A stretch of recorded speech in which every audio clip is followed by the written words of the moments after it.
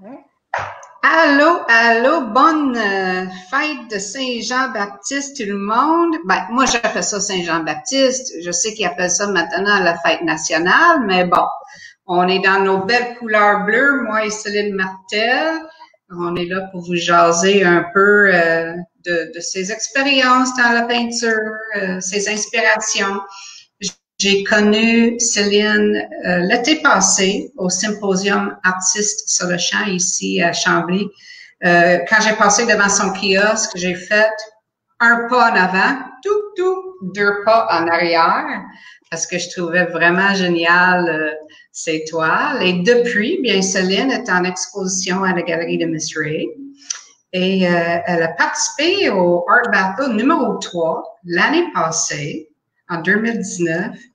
Et elle a gagné le Art Battle. Alors, je suis vraiment choyée, je suis contente qu'elle a encore accepté de faire partie de la gang des Art Battles pour l'année 2020. Bonjour Céline, comment ça va? Bonjour, ça va très bien. Et toi? Ah oui, moi je pète le feu. Super. Je suis comme des feux d'artifice, là, j'ai envie de péter le feu, là. Oui, c'est ça. Hey Céline, tu restes à Cap Santé, c'est pas à Porte, c'est pas proche de Chambly, ça? Non, c'est à peu près, je dirais, 2 heures et demie de Chambly. Ça se trouve à être du côté de la Rive-Nord, ça se trouve à être entre Trois-Rivières et Québec. Vraiment à mi-chemin entre Trois-Rivières et Québec. Puis est-ce que tu es sur le bord de l'eau? Oui, je suis sur le bord de l'eau et c'est magnifique. Ah, parce qu'on voit souvent de l'eau hein, dans tes toiles, des plans, des reflets. Je me demandais si c'est quelque chose qui t'inspire dans tes œuvres. Oui, puis j'ai comme pris conscience au cours des années que peu importe la couleur dans laquelle je travaillais, finalement, il y avait toujours de l'eau. Que je travaille Ah, dans des rouges, que je travaille dans des verts, dans des bleus, on sent toujours la présence de l'eau, peu importe la couleur qui est utilisée. Ça n'a pas besoin d'être la couleur de l'eau pour qu'on sente qu'il y a de l'eau dedans. c'est vrai, Oui, c'est vraiment. vrai. Et là, je vois derrière toi, est-ce qu'on est dans ton studio, dans Oui, ton oui, atelier? on est dans mon atelier, effectivement. Super, il y a des belles images derrière toi. Moi aussi, je suis dans ton petit coin de paradis dans la galerie avec nos Oui, couleurs d'été. je vois ça derrière toi aussi, oui. Oui, oui. Alors, euh, j'ai déjà un petit message de quelqu'un. Je vais te montrer ça. C'est en anglais. Ninja says hi to both of you. Donc, mon cher Martin, qui est mon ninja, qui m'aide beaucoup avec le setup quand on fait des installations pour les Art Battles, ben, il me donne un coup de main. Alors, il dit Bonjour, salut, salut Martin. Martin. Alors, Céline, j'aimerais ça savoir, qu'est-ce qui t'a influencé à devenir artiste peintre? Écoute, moi, depuis que je suis toute petite, là, je voulais aller vraiment étudier en art comme artiste. Et puis, bon, rentré à l'adolescence, mes parents ont comme dit, ben ça, c'est plus un loisir qu'un métier. Choisis un vrai métier. Alors, j'ai Oh, étudié finalement en éducation spécialisée. J'ai été donc éducatrice spécialisée pendant plusieurs années.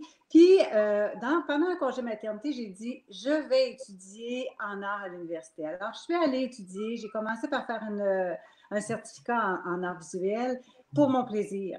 Et j'ai tellement aimé que je me suis dit, bon, tant qu'à faire, je continue. Et là, j'ai continué mais en enseignement des arts plastiques. Parce que oh, me connaissant avec les enfants, je me disais, oh, les enfants vont passer avant, puis ma carrière artistique, non, tu sais, je vais comme toujours laisser ça. Alors que si j'enseigne, ben là, j'ai pas le choix, mon horaire, c'est comme ça. Fait que c'est ce qui est arrivé. J'ai finalement enseigné en art plastique aussi au secondaire. Et OK, puis, ben, wow, parallèlement à ça, là, après ça, je me suis retrouvée à enseigner au collégial. Et parallèlement, ben là, j'ai vraiment poursuivi ma carrière artistique. Fait que je me suis dit, je savais qu'un jour, j'y arriverais, que je serais effectivement artiste. Et là, depuis quelques années, j'ai délaissé la carrière d'enseignante, puis je me consacre uniquement à celle d'artiste peintre. super. Mais c'est un beau parcours, ça. Et l'évolution, là, faut que je fasse un petit time-out, faut que j'arrête une minute parce que il y a tellement de choses dans tes toiles. Je me demande sais, on voit des techniques mixtes, on voit que tu utilises différents outils. On va en parler bientôt des Kaizen. Est-ce que tu peux me parler un peu de l'évolution de ton style? Parce que ton genre, comment qu'on peut nommer le genre? Est-ce que c'est de l'abstrait? Est-ce que c'est du figuratif? Expliquez-nous ça un peu. Oui, moi, je suis classée dans la catégorie art abstrait. Quand je participe à des concours, on me place toujours dans la catégorie art abstrait. Moi, OK. je considère que c'est peut-être semi-abstrait parce que, comme tu as pu voir, hein, il y a presque toujours un élément qui est figuratif dans un ensemble qui est abstrait. Donc, Oui. la base, elle est abstraite. Ce qui m'amène à créer le tableau, c'est vraiment, je dis toujours, c'est le tableau qui me parle. Quand je le commence, je ne sais pas où je m'en vais. C'est la couleur, c'est la texture, c'est la matière. Et puis, la composition se fait. Et à un moment donné, là, je sais quel sera l'élément figuratif qui va arriver. Donc là, on va retrouver, à un moment donné, il y a eu une série où j'avais toujours des oiseaux. Après ça, il y a eu toujours des arbres, des bateaux, des barques, des personnages. Donc, c'est souvent par série que ça se passe. Et puis je dis presque toujours un élément figuratif parce que parfois je me permets de le laisser complètement abstraite. On dirait que des fois la toile me dit non, c'est correct comme ça. J'ai pas à rajouter d'éléments figuratifs. Elle parle déjà d'elle-même comme ça. Puis, comment qu'on prépare une toile comme les tiennes? Parce que il y a beaucoup de textures, c'est très texturé. Comment qu'on prépare la toile avant de mettre la couleur? Moi, je commence toujours avec le modeling paste, donc qui est une espèce de plâtre de modelage que j'installe de façon très aléatoire. Je ne calcule pas où je vais le mettre, pourquoi je le mets, mais il va servir après ça dans la composition de mon tableau. Donc, je commence avec ça et puis quant aux textures, elles s'ajoutent, là, je te dirais, un petit peu au fur et à mesure. Des fois, il y en a beaucoup, des fois, il n'y en a pas beaucoup. Et ces temps-ci, je te dirais qu'il y en a beaucoup moins de textures en pastel. Et pourtant, ça a toujours été super important pour moi d'avoir la matière qui était là, de sentir, de pouvoir toucher, de pouvoir la voir. Puis ça, ces temps-ci, là, on dirait que c'est un peu, je travaille plus avec le modeling paste, avec les valeurs de couleurs, mais un petit peu moins avec les textures que j'ajoute. Par exemple, dans les collages, moi, j'avais beaucoup soit de tulle, de filets, de papier, qui créaient aussi des volumes et qui créaient des effets. Oui. J'en ai un peu moins, puis je laisse ça aller. Je force pas les choses. Je laisse vraiment la création. L'évolution, c'est comme ça que ça évolue aussi. C'est super. Puis, quand on regarde les toiles, on voyage dans vos toiles, dans tes toiles. Il y a des flèches qui nous amènent à voyager dans une direction ou dans une autre. J'apprécie énormément ces flèches-là et quand je présente aux gens que les flèches nous amènent à voyager dans les toiles, ben, c'est ma façon d'expliquer, mais est-ce que c'est ça l'intention d'avoir des flèches un peu dans les toiles? Je dirais que quand les flèches sont arrivées aussi, j'ai pris conscience aussi que c'était beaucoup pour moi comme les directions qu'on peut prendre dans la vie. Donc, il y a quand même beaucoup de symbolique à travers à travers ce que je fais, même si tout ne veut pas dire nécessairement quelque chose. Les flèches ont effectivement cette symbolique-là. Tu sais, des fois dans la vie, on avance, on recule, on tourne en rond, on monte, on descend. C'est un peu ce qui se passe dans notre vie. Les flèches, c'est un peu ça aussi que ça représente. Toutes les directions, les opportunités qu'on peut avoir aussi dans la vie. Puis je pense que c'est un peu le parcours de ma vie. J'ai pris les chemins qui m'étaient proposés, les opportunités qui étaient là. Puis ça m'a fait des fois, c'est ça, faire toutes sortes de pirouettes. J'ai un commentaire ici d'une auditrice qui nous indique un beau compliment. Vos œuvres sont une merveilleuse aventure à découvrir. Merci. En effet, c'est très beau comme pensée, comme sentiment. Il y a une autre chose qui fait qu'une toile, c'est une Céline Martel, c'est le fameux Kaizen. Mm-hmm. Ça arrive d'où ça, cette idée-là? Écoute, à travers justement le fait d'ajouter des collages, des papiers, des tissus, tout ça, à un moment donné, je te dirais que ça remonte à au moins 2009, là, que quand même. 2008-2009, il a commencé à avoir des Kaizen, mais je ne le savais pas en tant que tel. Je collais souvent mes petits papiers dorés ou argent mais sans nécessairement savoir. Tu sais, c'est comme si ça faisait partie des collages. Puis à un moment donné, je me suis vraiment posé la question, pourquoi ils sont là? Pourquoi tout à coup, je sens le besoin de les mettre tout le temps? Et à partir de ce moment-là, quand je me suis posé la question, ils sont toujours apparus, puis il y en aura toujours. C'est vraiment, pour moi, ça a été... Puis je me suis dit, qu'est-ce que c'est au juste ce carré-là? Donc, le carré, c'est... Puis des fois, c'est une forme un petit peu plus rectangulaire. Des fois, il est argent ou doré. C'est toujours argent ou doré. C'est un ou l'autre. Des fois, il est très, très apparent, puis d'autres fois, il faut vraiment le chercher à travers le tableau. C'est comme, c'est une fenêtre ou une porte ou une lumière, mais c'est quelque chose qui nous amène à prendre le temps de s'arrêter. Encore là, il y a de la symbolique, tu vois, de prendre le temps de regarder un peu aussi en dedans de soi, mais en dehors. Tu sais, essayer de voir où est-ce qu'on est, prendre soin de soi, prendre soin des autres. Fait que ce carré-là amène un temps de réflexion. Et c'est pour ça qu'il est là. C'est une ouverture à soi, mais c'est une ouverture aux autres aussi, et qui apparaît tout le temps. Puis je dis mon carré zen parce que je trouve que ça nous amène à s'arrêter. Oui, en effet.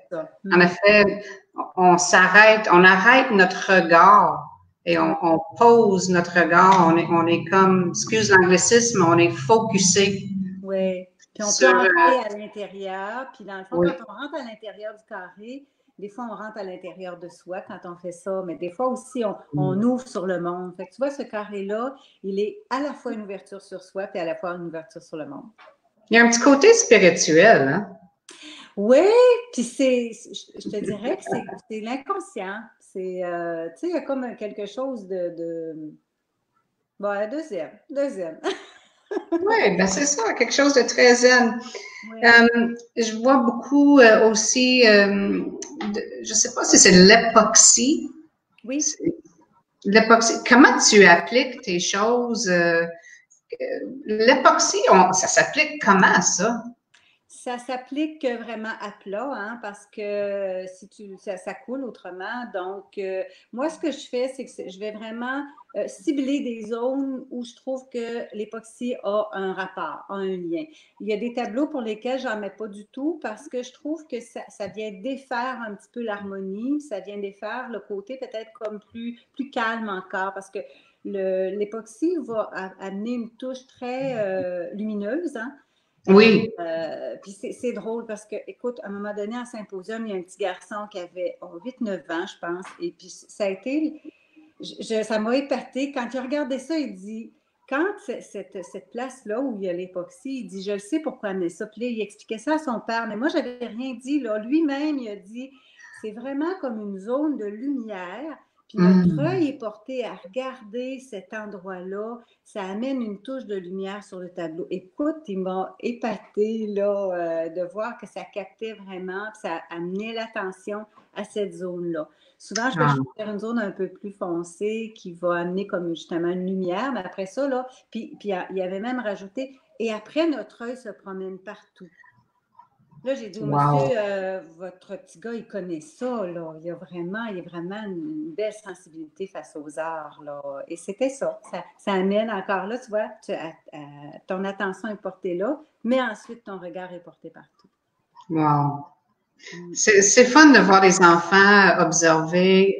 Puis, ce que moi, j'ai remarqué quand il y a des enfants qui rentrent dans la galerie, sont véritables, sont authentiques dans leurs commentaires.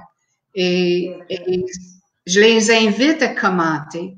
C'est important que notre jeunesse voit les vraies œuvres d'art, pas des images plates sur un écran, mais des vraies œuvres d'art. C'est tellement important. Les symposiums, est-ce que tu en fais beaucoup chaque année? Habituellement, oui. Tu vois, cet été, normalement, j'en avais une douzaine de prévus, mais malheureusement, ils sont tous annulés. Peut-être, là, tu vois, peut-être en novembre, il y en a un qui avait été reporté en novembre. Si on n'a pas de deuxième vague, peut-être qu'il y aura lieu. Mais oui, habituellement, je fais plusieurs symposiums l'été. C'est vraiment une façon pour moi de rentrer en contact avec les gens aussi, de recevoir directement le feedback aussi. C'est vraiment intéressant, je trouve ça. Puis être avec d'autres artistes aussi. Tu sais, toute l'année, on travaille beaucoup dans notre atelier. Quand on se retrouve en symposium, ben, c'est des beaux rassemblements, là, des belles rencontres qu'on fait, à la fois avec le public et à la fois avec les artistes. Oui, mais en tout cas, j'ai bien apprécié de le voir en kiosque, parce que c'est autre chose, voir en kiosque, voir en atelier et voir en galerie. Je me posais la question, j'ai vu quelque chose passer sur Facebook. Est-ce que c'est possible d'aller visiter dans ton coin? J'ai vu, me semble, un petit chemin. Oui, c'est que la semaine dernière, justement, OK. les artistes oui, mais c'est possible en tout temps. Mais la semaine dernière, c'est que les artistes de Cap Santé, on s'était comme mobilisés pour dire, ben, on n'a pas de symposium cette année, on a envie que les gens viennent nous voir quand même. Donc, Ouais. on avait décidé de tous faire une ouverture d'atelier, atelier aux galeries. Il y en a que c'est vraiment des galeries. Et puis on invitait les gens, il y avait le petit parcours où on pouvait aller d'un atelier à l'autre, d'une galerie à l'autre. Et là, on était certain que tout le monde était ouvert. Mon atelier est effectivement ouvert au public. OK. Ben, j'ai pas d'heure officielle, tu sais, c'est un peu, ben, souvent je vais marquer à l'entrée, c'est ouvert, ou autrement, je vais dire, ben, communiquez avec moi, puis si je suis là, ça va me faire plaisir de vous accueillir à l'atelier. Des fois, les gens passent, puis disent, ben, oh, on dirait qu'elle est là, on va arrêter. Donc, c'est effectivement possible, là, Mais c'est possible de passer à Cap Santé, faire un petit coucou, aller bien voir sûr, l'atelier Céline Martel. comme je suis sur la 138, ben, c'est facile d'accès Ah, aussi, là, chez nous. OK. Oui. Et comment on se sent vers un prochain Art Battle en fin de semaine? Ça va être votre deuxième Oui, expérience. et je suis contente qu'il soit en direct parce que le dernier, hein, vous avez dû le faire chacun dans des Ouais. ateliers. Moi, je trouvais ça plus dommage. Je me disais, je vais le faire quand même, mais le fait d'être avec d'autres aussi, ça crée une atmosphère qui est super intéressante. Et j'ai bien hâte en fin de semaine. Toujours le mystère de savoir si ça va être quoi la thématique. Oui, oui. Ben, c'est la seule surprise, vraiment, c'est la thématique. Pour le reste, vous le savez, vous apportez vos propres canevas, votre propre toile, la grandeur que vous voulez peindre. Il n'y a pas de restriction cette année. Mais moi, le petit secret, ça reste jusqu'à la dernière minute.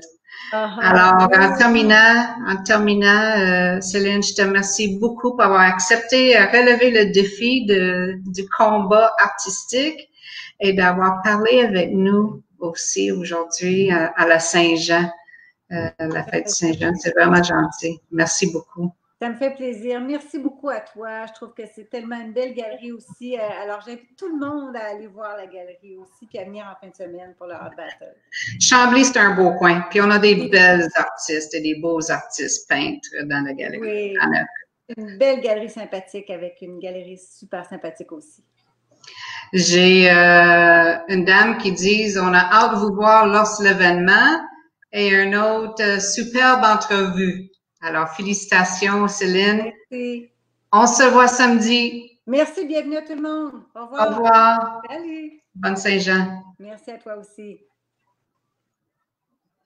Alors, Céline Martel de Cap Santé avec nous samedi prochain, samedi le 27 juin, pour notre Art Battle numéro 2 de la saison 2020. Je profite de l'occasion encore une fois de vous souhaiter un très, très bonne fête de la fête nationale. Soyez prudents, soyez en santé, en sécurité, mais amusez-vous bien. Alors, on se voit demain. Demain, on va entretenir avec Danielle Nadon, notre ambassadrice de la Galerie de Miss Ray, à même heure, même poste. Alors, à demain. Ciao, ciao!